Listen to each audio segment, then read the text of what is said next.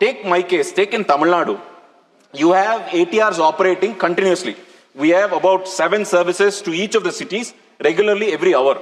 UDAN gives a lot of incentives for the operators to operate the ATR, the turboprops, the smaller aircrafts. Now the break-even point, because of the incentives of the government, is if the aircraft operator fills out 50 seats, it's break-even.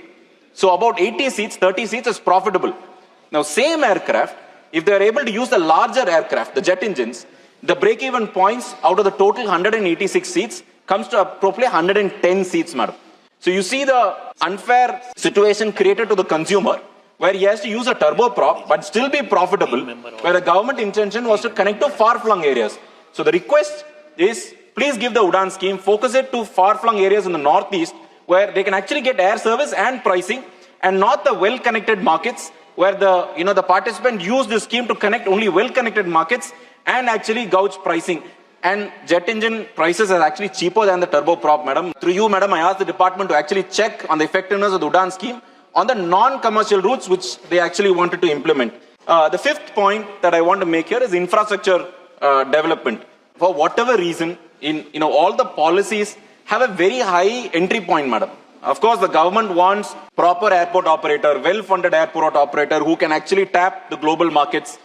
Some of the metro areas and in the south of India, we still have higher number of airports where the travel is still substantially higher compared to certain regions. Now, the high entry point is from the government's eye is to have a liquefiable or a liquid operator, or operator with enough cash flows, positive environment, because they have allowed certain operators to tap the global markets. And the global markets have very high standards. One of the effects, or follow-on effects of such scheme is we have very high entry fees, madam.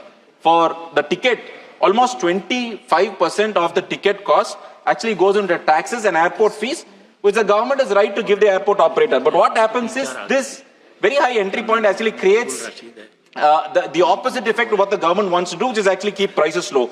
So a good discussion about this, or a good policy change improving or accessing new players will actually help rather than a very few players, madam.